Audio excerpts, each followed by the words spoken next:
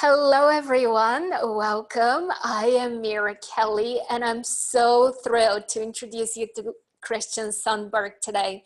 We are going to have such a thrilling, exciting conversation. And when I came across Christian's story, all I could think of right away was I needed to share this with you. I needed to learn more.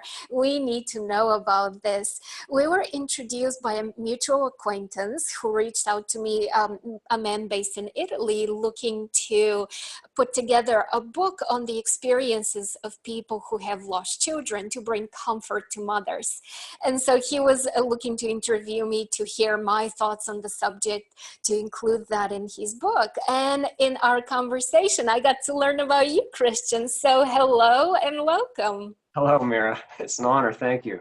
The honor is absolutely No, ours. the honor is mine. Doing And very important work, as I just mentioned. I think this is very important for people to hear, and so I really appreciate what you're doing, and thank you very much. Thank you. Yeah. Thank you.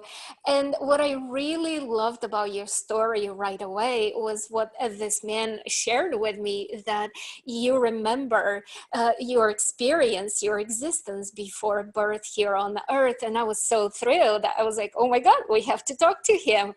And Yes. so I would love to know more. Please take us right in. Sure.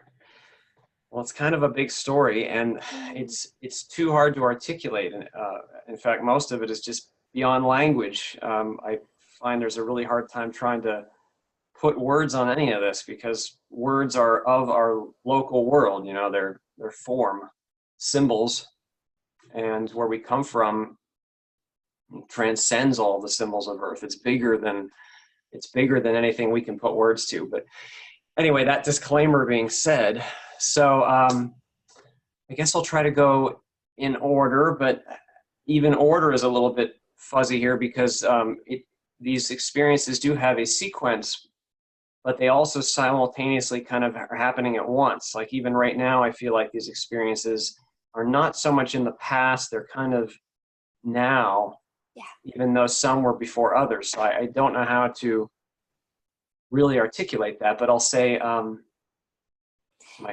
You're talking to the right people, because my audience has already heard me talk about simultaneous time. So everybody, I imagine, is nodding that's their head great. and saying, "Oh, we're with you." That's great. Yeah. So my earliest memory so first of all, the memory that I have is connected with my journey here, and the memory so I had memory when I was a child in this life, and I assumed everybody did for a while. And then eventually when I got to be about 7 or so years old, I had forgotten it, and it returned at about the age 30. I'm 38 right now. It returned after I had gone down a certain path of spiritual awakening and meditation. And as the memory has returned to me, it's come in a way that is helpful for my purpose. So there are aspects of my memory which are blocked off still, and that's okay with me. You know, like I respect the larger purposes at work here. But I do remember a very long time ago, and some of this might sound strange, but I remember a very long time ago, before I was ever physical, before I had any physical incarnation at all, being inspired by a being that I had come across who had been physical, who had physical experiences as some physical being. It doesn't matter what he was. I just know that I came across this being, and I remember being overwhelmed and inspired by the quality of his essence, his nature. It was so beautiful and full of light and joy and power. And I remember asking him, and again, these aren't words, it's all telepathic, it's all shared information. But I asked, my goodness, like, look at what you've become. Like, how did you do this? What did you possibly do to be this? And are you filled with as much joy as it looks like you're filled with? And he said, yes, I am. And he shared with me this depth of quality of being that he had. And I was absolutely inspired. And I asked him how he had done it, and he showed me that he had showed me several things, but a primary experience he had is he had been physical. And he had had a chronic health problem, some kind of pain or sickness that lasted for many years, and he had to deal with that. And it boiled down to how he chose to meet that experience and the quality with which he met that experience allowed a certain refinement of his being. I guess that's the only way I can describe it. And I was so inspired. I said, I want to do that. I want to do that. I am going to do that. And I was so dedicated, just, I was really inspired. And he kind of said, yeah, that's kind of what they all say. Like almost brushing me off in a playful way. And I said, no, I'm serious. I want to do that. And he said, well, go talk to your guides. And so I went and I found my guides and I explained.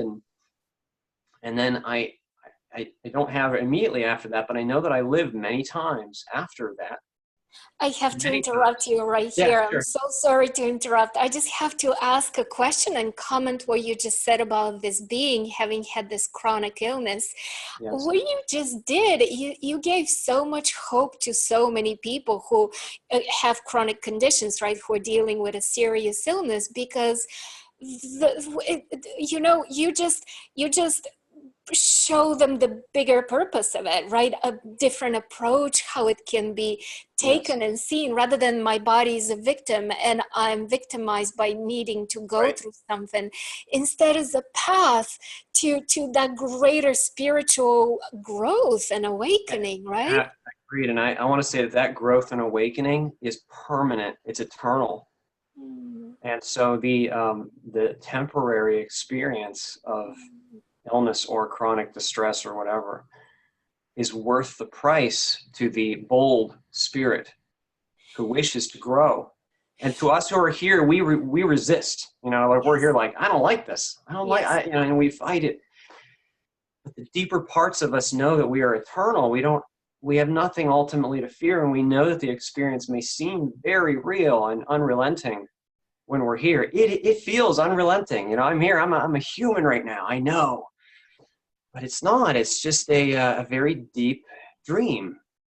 Were you able to gather what was that quality that this being met his illness with? Because you said it was a particular way. So we are definitely not talking about begrudgingly and regretfully. It was something different. What was the impression that was left in you? That's a really good question. The best way I can put it is willingness and openness and there are no words for this. I think it's more like a quality of love that he brought even into that pain. And it was the quality of his intent is the term I like to use. Quality of intent that comes from the physicist and consciousness explorer Tom Campbell. It's a beautiful term. This being had a quality of intent when he met his experience, and it was not easy. Oh, this. We all have that opportunity. I mean, that's the thing. The thing that inspires me, the thing about your message that's so inspiring, is that we don't have to move mountains in this life. We just have to meet our experience. And it's the small things that have the most power. It's choosing love over fear. It's choosing willingness over resistance. Even in small moments, there's so much power there. And as humans who are consumed with the human drama, we forget that. Mm, But so it's true. just it's just the opportunity that is available to us as humans is amazing. And if there's one message I just hope to share as someone who remembers, this is an opportunity. In fact, being human is like one of the most precious gifts you could possibly be given. When you realize that you're given an opportunity to actually play this character, you're like be given a slot. There's an open chance that there's only so many, and you're being given one. It's like, wow, I'm so honored, and it's just a profound opportunity. I know that's hard to remember when we're suffering. I've suffered a lot in this life physically, and I knew that I would, but it is an opportunity. Just listening to you, and I feel that energy, because other than just giving us words, you're also transmitting that vibration, the quality of what you felt, and I'm feeling it in my heart now too. So thank you. And so there you are, you're so inspired by another soul, and he tells you go talk to your guides. Yes. And what happens next? So I lived many lives, and then I went back and found him later, and I said, I'm not all the way there yet, but see, I've done some of this. And I shared with him, and he was encouraging, but I knew I wasn't done yet. So now, okay, so now I'm going to jump a bit because I don't know exactly how all the sequence happens here, but I remember, and this is going to sound very strange, and I would only share this with this kind of group. I know how our society tends to judge these things, but I honestly remember the moment that the universe, our universe, was to be created, that the intention was being issued forth from source and from all of us. We were all involved to take this to like the next level and to have this next level rigorous, deep experience of being physical. And I don't remember being around when the universe was created. I wasn't there. I wasn't there at the very beginning. I was doing something else. I don't know what I was doing, but I was doing something. But I remember coming early when the galaxies were young and there were just stars. And I remember soaring amongst the stars and being filled with them, so much excitement. It's all the excitement of the opportunity to play in this game is just, I can't stress enough how exciting it is to the spirit to have the opportunity. I mean, it was like, wow, we actually get to be these things, these people, these creatures, these whatever we're going to be. We get to actually be that and experience that. And it's so exciting because we know from that perspective what an opportunity that is for us to integrate experience and to expand and to grow and to express our creative natures and to express love and to grow in love. And it's just a huge opportunity. But I knew even then, like, wow, this is a hard level, not an easy level, a hard level game room or something. Again, the words just aren't there. But anyway, so I remember that, and then I had some other experiences, and then the majority of my memory is regarding a time somewhat immediately preceding this life where I had taken a long break because I just decided I was taking a long break. So I frolicked for a long time in this realm of gold and the light. I just having fun and joy and just like having a very long weekend that I just was reluctant to give up. And I remember that I really wanted to, okay, so I wanted to get back in the game because there was a very old fear that had bested me in a past experience, so to speak. And so I remember this guide coming to me relatively often and asking, are you ready to go back yet? Are you ready yet? Are you ready yet? And putting him off for a while and eventually saying, okay, I'm ready. And then going over with him kind of like my state, what I had done, what I had been, who I was. And it was very obvious, the thing that I needed to work on. I had many qualities, but there was a great weakness. And it had bested me in a previous experience, and it was, the best way I can put it is, it was a fear. And this fear in this past life had caused me to die an agonizing death. I died painfully. It And I was a remember, fear of what? well, the fear is something to the effect of inability to escape agony or pain mixed with being too proud to suffer. I guess it's the only way I can put it. It's a certain vibration. And this vibration in that life, I was not a nice person. And I had caused a lot of damage to others and to not true damage. So the soul can't truly be damaged, but I had caused a lot of damage to myself and others, and I really yearned to face that again and to integrate it. And I wanted to do that not because I like had to or something, but because I knew, and this is hard to explain, but it's very important. I knew that the opportunity to go such a distance away from source and integrate that distance, if I could do that, the power expansion would be unfathomably beautiful and powerful and wonderful. And so I remember asking the guy. I have to interrupt again because what you Yeah, just said is profound. You just gave the answer, the example, I should say, to what I've been teaching, that karma is not anything other than the self-imposed desire to do better. It's that's not that. Yeah, punishment. It's not judgment. It's not that you've been a bad person and now you have to suffer. It's the desire for growth and balancing out. And you said it so beautifully. Thank you. thank you. No, it's so great to hear you say it because I feel like I live in a world where so many have forgotten, Mm-hmm. and it's important that we remind each other. Mm-hmm. But anyway, it's like you said. It's not that there's a requirement. It's that we see who we are. We see in a life review. You see who you actually were. There's not a judgment needed because you know exactly who you were. You know if you were loving or fearful or how you affected others. There's no hiding. Well, I had not been nice in this life. I had caused many others to suffer. So I wanted to re-engage this fear, and I wanted to do it. But I thought, is it even possible? I mean, I thought this fear is one of the greatest fears I've ever beheld. And I asked my guide, has it ever been done in all of creation? Has any other being ever done this? And I was told, yes. And you have all of eternity to do so. You have all time. There's no hurry. And I thought very confidently, well, if it can be done, I can do it. I just knew that. I just knew if it's possible within all that is, then I will do it.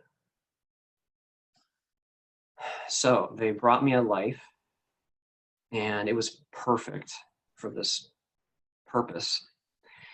And I reviewed it, and I accepted it, and I accepted the veil, which is The veil of very forgetfulness, veil right? forgetfulness. Yeah. And that is the thing I remember the most about all of this is the process of accepting the veil. And I feel like even right now I'm looking right at it. I can't see through it, but it's like looking at one of the, I don't know, like in the cop shows, there's like a pane of glass where you can see one way, but you can't see the other. I feel like I'm standing right on the other side of the glass. I know they can see me, and I know the glass is there, even though I can't see it, and I can feel it. But anyway, so I accepted the veil in this life, and the vibrational drop, it was so significant and so low that I was instantly completely terrified within moments. I wasn't even born yet. I was just full, the darkness and the separation and the lack of knowledge and the, because when the veil comes over you, it's like all of a sudden you feel like you're not the whole anymore. You're not all that is. Now you're separate. Now you're in the dark. Now you know nothing. And it can be terrifying in this particular, and I get the sense that different lives have different vibrational places. And this one was quite low, and I panicked immediately. And this is very sad, but I mustered my might and I smote the veil. I rejected it. And I jumped back out because I killed the fetus. Oh, I killed the unborn child. And I had a life review for my very, very short life. Like I was there, I don't know, some very short amount of time. And I had all these beautiful intentions going in. You know, I had so much respect for the other players in the game, all my fellow spirits who were brave enough to be human. Man, I wanted to do that. You know, like I just so respected them. But when I was on the other side, I immediately saw that my fear had caused a miscarriage, and the poor mother was brought great sorrow. And not only her, but I knew then hundreds of other people whose lives had been made more difficult because of my fear. Right 5 seconds in, just right at the start. And I knew everything was okay, because on the other side, I mean, I feel sorrow now, even as I think about it, but it's full of joy too, because there's nothing wrong. I mean, when you're on the other side, you can see all is well. It's just a play. Everything's fine. But I was disappointed in myself. So that opportunity was wasted. But I still wanted to do this. So eventually they brought me this life. And I remember reviewing this vast flow chart, is the best way I can describe it, of millions and millions of possibilities of how things would go over time. I remember even then thinking about it in numerical terms of age, yearly ages. And I remember reviewing qualities of my parents and how important they would be in fulfilling my mission. I knew that my father would instill confidence in me, and that confidence would be paramount to me doing this, being able to meet this fear. And I knew that I should be male, because being a man would give me the certain kind of focus and edge that I needed to meet the fear. And I knew, and I asked a lot of things. I said, I want to be, I made requests, I said, I want to be intelligent again. I knew that I had been intelligent in other lives. And they said, yes, you can do that. And I said, you know what? I don't want to forget everything this time. I want to remember a small amount, just enough. And they said, you can do that, but it will make it even more difficult. And I knew why. I could sense, because the contrast would be even greater. And I'm here to tell you, it has made this life more challenging, because I miss home. It's wonderful. This whole experience is wonderful, but I miss that state of being. And I'm not going to forsake this opportunity. I've spent a very long time in this life meeting it fully, and I intend to do so. But I'm just saying that I knew at the time that it would be hard to have some memory. And I knew that it was almost necessary to forget, because the constraints of being human are so high. And the restriction of not remembering who you are is so great that it can be incredibly painful to remember who you are and still be here. And in fact, not only can it be painful, it's also could be, it's just not feasible, because you can't really, go to work in the morning if you know that you're, say, the sun. So anyway, I remember asking, and they said yes. But the thing is, I knew that even that difficulty, even that contrast, was an opportunity for growth. And I knew that I was serving not only myself, but I was serving the whole by agreeing to do that. So I reviewed many, many avenues, and I knew that I would have certain opportunities, and I knew that a trauma would likely befall me in my 20s that would crush me and basically gave me the opportunity to re-experience that fear. And it did. It happened. And I had post-traumatic stress for about 8 or so years. And it was quite serious. And I went through counseling for some number of years, and also went through my spiritual awakening process. And I've met that fear to a very large extent. So I am here doing exactly what I came to do. And as I've done that, my memory has naturally returned, as it is helpful for me. Only really as it is helpful. But it is helpful because I'm inspired by my own intention. Yeah. Anyway, so I planned this all out. And I don't remember actually saying yes, but I remember there having to be a moment to say yes. But I don't remember that moment. But May I interrupt again? Yeah, sure. May I interrupt before you Yeah, say what else you remember? How is this new life plan different than the first life plan that you aborted? Was it greatly different? Like, how was it different? this current life was not as good as the last one.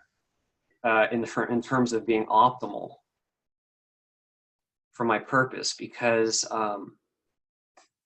my spirit has certain qualities that have to interface with the life. I'm strong in certain ways, and the life has to be able to work with that. And I'm weak in certain ways.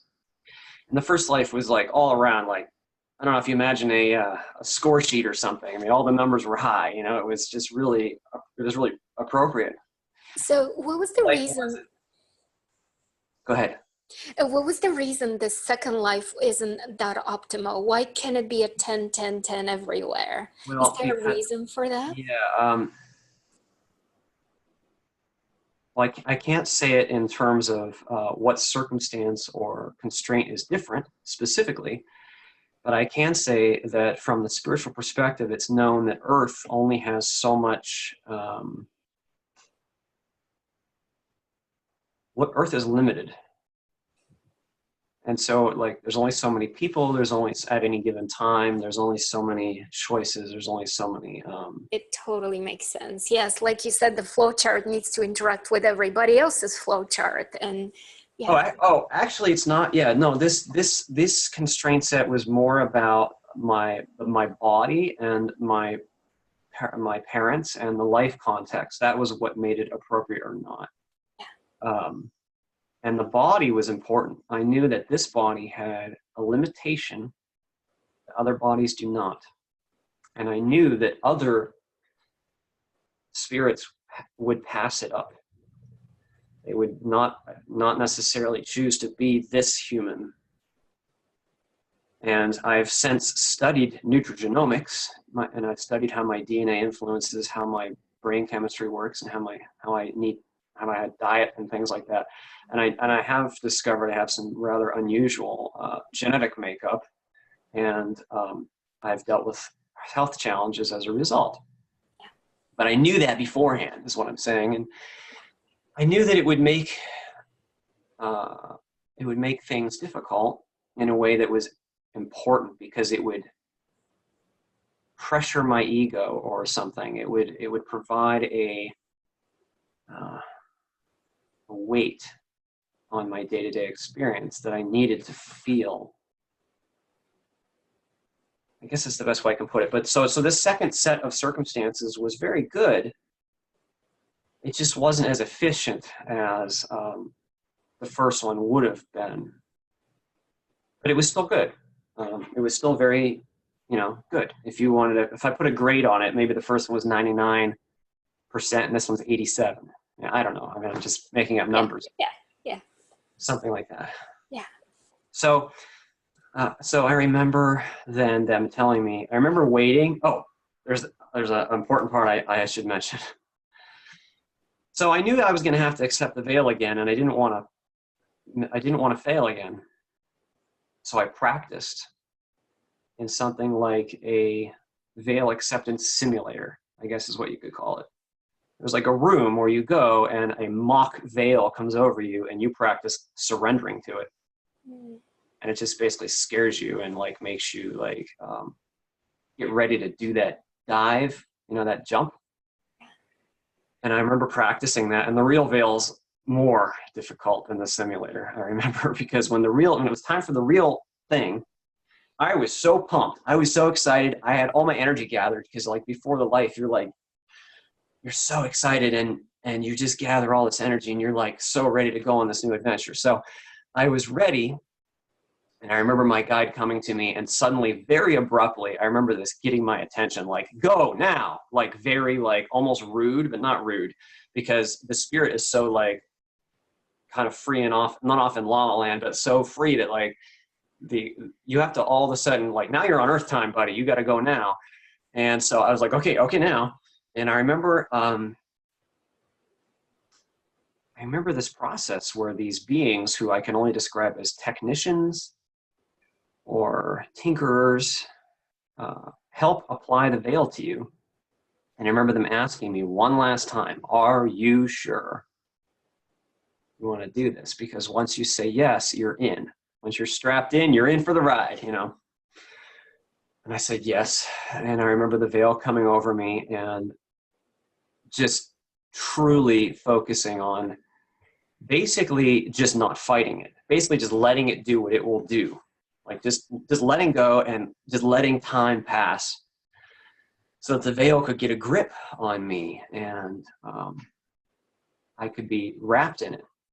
And that plummet, I remember very well, the plummet of having my knowing cut off and having my connectedness disappear and feeling this, I can only describe it as like going into a vacuum, like the vacuum of space. You know, like there's just no air there.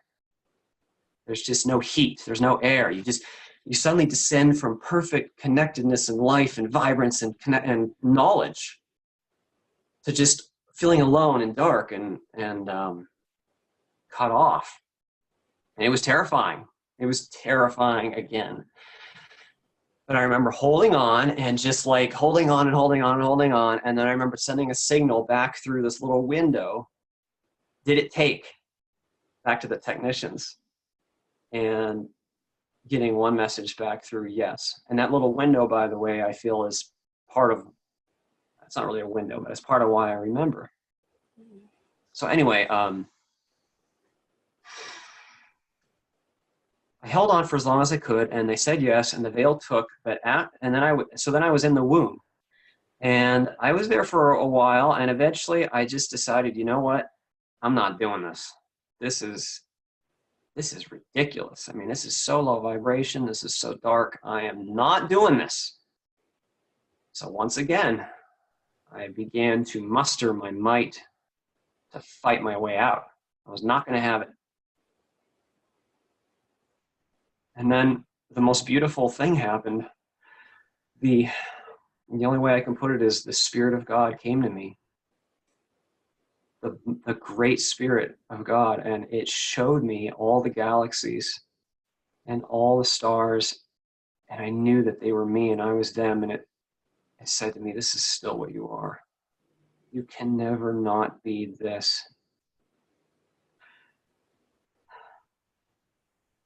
It's very emotional because I can't tell you how personal that feeling is. It's what we are. You know, we are that. We are that love. And the Spirit reminded me of that, and it calmed me. You know, it calmed me enough that I could let go and just surrender to this simple experience of being in the womb. And my next memory is a shock of being born. I have one visual image memory from the day I was born, just one. But it was of the room after they pulled me out. And later in my life, I drew the room from my mother, and I just identified, you were here, the doctor was here, here was the window, here was the heating grate. And I was right, apparently. I mean, I knew I would be, but I just remember that one image and being like, I remember being like, what is this place? You know, like, what? Where am I? This is so, who are these beings who are taking care of me? Like, what is going on? Like, I remember like, there was no context yet. It was just sense data. It was just shock and cold and light and sound and people are touching me and someone is cutting my body and, you know, like there's things going on, you know, like I don't know what's, you know, it was very shocking. And then what happened was a few weeks after that, as an infant, I almost died. And in fact, this is a separate story, but I turned purple because I had some kind of a respiratory infection and I wasn't breathing, and they rushed me to the hospital. And my father at the time sensed he was working on a house. He was doing some kind of remodeling, and he just suddenly put down his work and he said, I don't know how I know, but Christian is in the hospital and I need to go right now. And this is before the day of cell phones. And he went to the hospital and they baptized me in the hospital because they thought I was going to die. But anyway, so I didn't die. I made it. I don't remember that event. I only remember that first shock of being born, and I remember some stress near that period, but I don't remember that almost dying. But then as I got older, I mean, I used to recall these memories, and I used to kind of cheat a little bit. I would kind of draw upon the flowchart memory and try to see what was going to happen. You know, like it was like peeking, you know, like behind, you know, I don't know, peeking behind a veil or something, and just, well, what's going to happen tomorrow, you know, or what? Just because it was your kid, you're curious, you know, and I was like, well, huh, that's weird. Well, I wonder when this person's gonna come over. And eventually, I think it was it started getting cut off for me, especially around age 5. It was like I wasn't allowed to cheat anymore. The veil was getting thicker and thicker as I became more and more focused on the physical. But anyway, as a kid, I remember expecting that everybody knew that we weren't from here. I mean, everybody must know that this is just a game. You know, this is like just a place we come and we're having a neat experience. And I assumed some things from the other reality were true here. For instance, I assumed that people could feel each other's emotions, which is very normal in other reality systems, but not normal on Earth. And I remember one day as a little kid, and I don't know how old, but I was young enough where I had only recently learned how to walk. And I remember being in a diaper. And I remember standing at this couch, and my parents had a neighbor friend over. And I remember there was this music on, and I told the neighbor, watch me dance. And I remember dancing to this funky music on the record player and shaking my little tush and feeling funky. And the woman walked away unimpressed. And I was like, she can't feel what I'm feeling. And when I realized that, I was just dumbfounded. I was like, where the heck am I? What place is this that we can't feel each other's emotions? What is going on? I love this. Any sense to me? It was like, and I had other assumptions, you know, just things like I assumed that the higher someone was in society, the more loving and wise they were, because in other reality systems, the more powerful beings of love and wisdom just naturally have not positions, but something like positions of leadership or power, you know, guides. They're loving and wise. That turned out not to be exceptionally true. But anyway, so the memories ended up kind of fading, as I said, and eventually I didn't remember that at all. And when this began to return to me, it was like, oh my gosh, how did I ever forget that? How did I ever forget that? You know, like, I can't believe I forgot that. I mean, it's the most natural thing in the world to remember, but I forgot. You know, how did that happen? But I know it's because of the veil. It's very thick.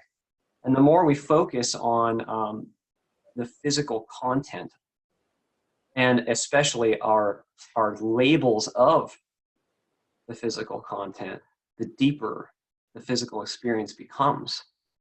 You know, it's not that the physical experience is bad. It's just thick and rigorous, and it's consistent. And it gives us an opportunity to be challenged and to wield intent, to make choices that are either love-based or fear-based. So I think that's about a summary.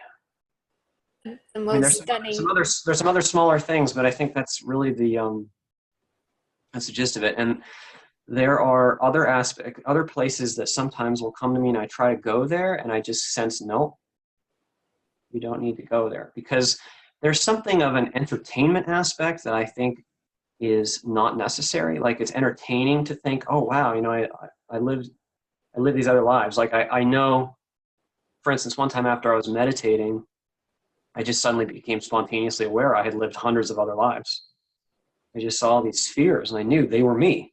And I had this deep, profound sense that the me that feels like me to me was those other people. It's not like I always thought, if reincarnation is real, and it must be some other people and I'm them. No, it was me. It's like, always us. Exactly. That's how everybody yeah, experiences it. Yeah. it's definitely me. And so it's like, I remember just like brief snippets. Like, I remember being a woman who gave birth, and it was terribly painful, and having trauma that was like the fear I experienced in this life, and having to give birth a second time and being terrified of having to give birth because of the pain of giving birth. And this was in a time when there was not medicine. I remember being very simple surroundings. Yeah. But anyway, so those things are entertaining, but they're not really pertinent. I mean, that's not why I'm here. We don't come here just for that. We come here to be human. So I guess I'm just saying I respect the fact that I don't remember more. And when I am curious, I respect when my guides, whom I do not commonly consciously remember, I know they're there, I can feel them, but when they kind of give me the gentle no, I'm okay with that. Like, I'm totally okay with that. And I've had out of body experiences. That's the other thing. And I've had some very eye-opening out of body experiences, and they're very wonderful and just so full of joy and fun. But they're not why I'm here either. We're here to use this experience fully for everything that it can be and not get distracted. And actually another reason the veil is there. It helps us not get distracted. Right, right. And so now that you had this experience in your 20s and you dealt with the PTSD after it, and that brought about the spiritual awakening within you, and now you have the awareness of, I actually have overcome this fear. I've worked through it. I can say that I'm on the other side of this river I've been crossing. I'm not all the way on the other side of it. I've healed a great deal of it. Mm. And I have the sense that if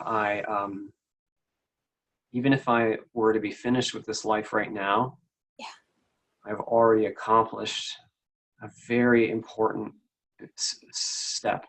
Mm-hmm. I just know that that's the thing, is that my ego would like this to be quick and easy and just get it done. You know, like, oh, I have a task. I came to have this task of overcoming this fear. Let's finish that task. That's how the human mind thinks. Yeah. But I've come to find that the soul works in its own time. And it's very important to let time do its work on us. Yeah. And so what I'm letting happen is I'm being fully human. That's the hardest thing, is to fully, like, I didn't even realize I had so much fear that for the first 30 years of my life, I didn't even allow myself to be fully present for simple things. I was always resisting. And now I am not doing that. I am here now. I am present, even with simple sensation. I'm a very sensitive person. I can sense energy. I'm very sensitive to foods and medicines and environments. Ask my very patient wife. She's very patient with my sensitivities. But it's hard and part of that sensitivity actually goes hand in hand with the awareness that I asked to have, because I knew it would mean I'd have to be more sensitive. And that sensitivity is an opportunity, even though it's hard sometimes. I'm committing day to day, just day to day, To the learning. be fully present with whatever I'm feeling and whatever I'm seeing and whomever I am. And I am no longer ashamed. I'm no longer afraid to be somebody or to fail in some way. I'm not afraid to feel pain. I felt a lot of pain in this life. And I've actually come close to death a few times, at least twice in my adult life. But I work to allow that. And as you do that, it's funny because we resist our suffering so much, but ironically, the way past the suffering is often through the suffering, not around it, not solving it. You can't have I don't mean to overgeneralize, but you can't have the intention to solve the suffering. Outside of it, right? Yeah, you need to, right outside of it, you need to realize that the universe is built from a place of love. It's here for a purpose of love. It's here from a purpose of love and built from wisdom. So we can work with it. We can work with that human experience as it comes to us, even in the small ways. And there's so much power available there. And people don't realize how powerful they are day to day. It's a hopeful message. And actually, it's so perfect for what I would love to have you say to us. If there's a message you want to give to people, if there's something you want to bring from this story that everybody, each and every one of us applies in our lives, what would that be? I think the most important message is that you, whoever you are listening today, are loved. You are deeply, deeply loved. You are so loved that if you could feel even a tiny bit of it, you would be brought to your knees and cry for joy. You are loved. And so many of us don't even dare to believe that we're worthy of it, let alone think it's a real thing. I mean, here on earth, we have some very harsh experiences that can happen here. And I understand that that's very hard and rigorous many times, but the love is always there, even when those experiences are happening. It's like right on the other side. It's closer to us than our own breath. I guess that's the most important thing I could possibly say is you are love. You are loved. You are love. You are an immortal spirit. You're not going to die. There's no such thing as death.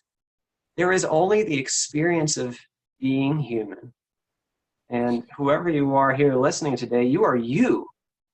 You're not a human, you're you. And the you is having the experience of being a human. And how would you suggest we deal with this forgetfulness and with this veil? Because you have the ability to remember, but most of us don't. And we're looking for that sense of remembering, so we feel that love, so we feel that connection with all that is. How do you advise we deal with it? I think it's so important that we surrender to the present moment. Because the present moment is not our enemy. And the veil, even though it is obscured so much, is not our enemy either. Our goal is not to find our damned way out. You know, there's so many people just want to get out. I'm here to tell you, having the opportunity to be human is an absolutely precious, amazing opportunity and gift. It's like being handed the most precious gift in the universe. And here you are. So all you have to do is meet this moment with openness. You don't have to solve a huge crisis. You don't have to accomplish some activity. You just need to choose in your own heart, feel who you are and be here in this moment. The power is now. It's not anywhere else. It's always right here, right now. And the veil, I keep saying it's thick, but it's actually thin. And there is no, this gets into some other ideas, but there's no physical universe, actually. What there is the experience of a physical universe. There's you, your consciousness, and it's having an experience of context. And the veil simply allows you to focus on that experience. But if you stop focusing on it, if you stop focusing on the sense data, the sight, the sound, the smell, the touch, the thoughts, if you step back from all that, you very naturally will find that you are already on the other side of the veil. It's not like you're completely stuck here. There's just a portion of you that is completely focused here, and because of the veil, you can't seem to find your way out. But the big you, the true you, your higher self, is always everywhere. It's always on the other side of the veil, and you're already connected to those systems. That's why out-of-body experiences can happen, and we can go to other environments. I mean, I've had a few experiences where I've seen environments out of body that are so beautiful. The colors are alive and rich, and you could spend all day looking at the grass, you know, if it's a reality system with grass, because we like grass. But you know, so how can I go there when I'm here? Well, I'm only partially here. And I just happen to have some awareness of that. I mean, I'm actually very thankful that I don't have more memory. I have thanked my guides that the veil remains over me to the extent that it does. Because like I said, it's painful having some knowledge, but I feel like the people, when I walk down the street and I see other people, I feel love for them, and I feel that these other people are my brothers and sisters who just are convinced. And that's okay. There's nothing wrong with that. The veil's here for a reason. I mean, this whole thing is here for a reason. It's not like there's a big mistake. Yeah. What you're saying is truly extraordinary. And I know that we can keep on talking about, so, there's so much more. And I would love for us to keep talking. But for now, I would love to hear how people can connect with you and learn more from you, because I know you teach so much. Sure, yeah. I have a blog website Yeah. called www.awalkinthephysical.com. Awalkinthephysical.com. You can reach me through there, or you can find me on Facebook.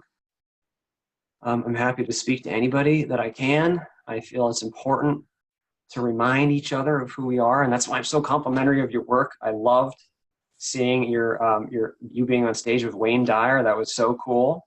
And Thank it's you. so beautiful that you had the opportunity to be there for him in his life in the way that you were. Yeah. That is a wonderful thing. Yeah.